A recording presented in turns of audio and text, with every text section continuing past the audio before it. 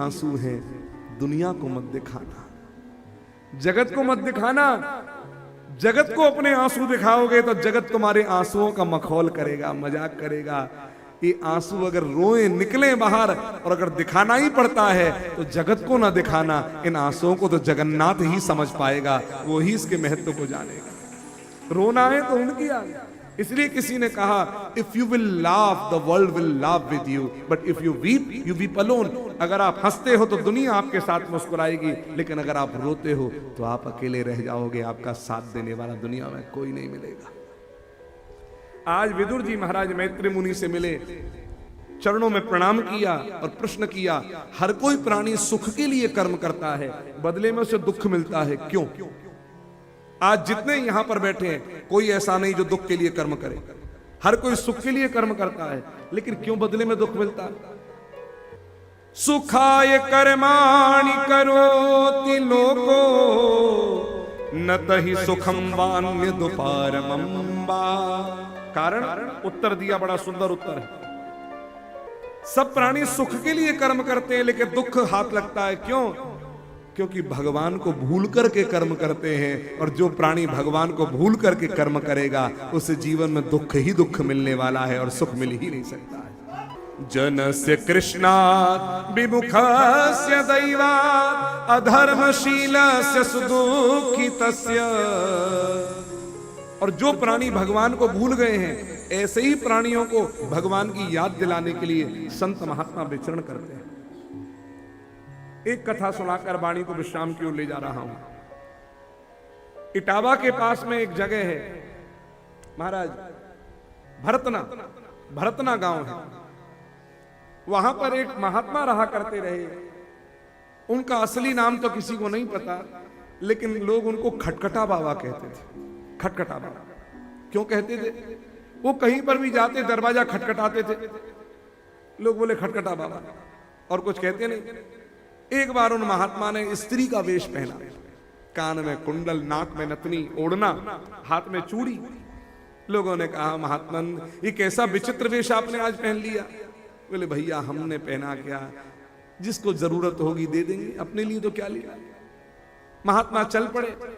चलते चलते एक आज ऐसे घर में चले हैं जिस घर में कल शहनाई बजी है, आज उसी घर में शहनाई में जो बजी, जिसके लिए उस घर का बड़ा बेटा, जिसकी जो दूल्हा बना था, वो शरीर पड़ा हुआ है, मरा पड़ा। बहू रो रही है, हाथ की मेहंदी का रंग भी नहीं उतरा है। बाप रोता है, मैया रोती है, छोटा भाई रो रो करके सबको सांत्वना देता है। इकट्ठी हो गई भीड़। महात्मा आए, खटखटा बाबा, खटखटाई कुंडी, उसी घर में घुसे। भिक्षाम देही, लोगों ने गाली देना आरंभ कर दिया महात्मा को। रे महात्मा, कम से कम घर देखकर तो आना चाहिए, मांगने वाले आ गए जब चाहे जब। महात्मा को फटकार लगाई, लेकिन महात्मा किसी से कुछ ना बोले, सबकी ओर देखने लगे गंभीर नेत्रों से। मरे हुए उस बच्चे पर नजर गई, उसकी पिता उसकी मां पर न दृष्टि गई, उसकी विधवा स्त्री पर नजर गई, भाई पर नजर गई। महात्मा ने विचार किया, ये माता पिता तो अपने दूसरे बेटे के सहारे जी लेंगे, लेकिन ये बिचारी, ये नवविवाहिता वधू, ये किसके सहारे जी? बस महात्मा के हृदय में दया ऐसी उमड़ी, उस बहू की गोद में अपने हाथ की चूड़ी उतार करके उसकी गोद में रख दी। लोग बोले, महात्मन ये विधवा है, सदवा के चिन्ह आप रख रहे हो?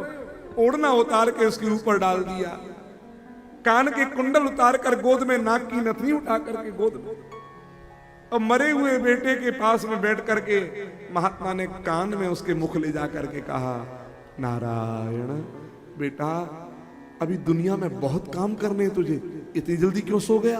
चल उठ, बहुत काम करने हैं। और कहकर जो माथे पर हाथ रखा, मरा हुआ बेटा जीवित होकर के बैठ गया, मानो अभी अभी सोते से जागा। महात्मा उठे, चल दिए। कुछ लोग बच्चे को लाड़ा लड़ाने लग गए, कुछ लोग महात्मा के पीछे भागे, लेकिन वो महात्मा कभी किसी को दोबारा मिले नहीं। हमारे गुरुदेव कहते हैं, न जाने प्राण में से प्राण दिए, आयु में से आयु दी, जीवन में से जीवन दिया, श्वास में से श्वास दी, ये पता नहीं क्या दिया, लेकिन पूरे घर को भगवान का वैष्णव भक्त बना करके महात्मा चले गया।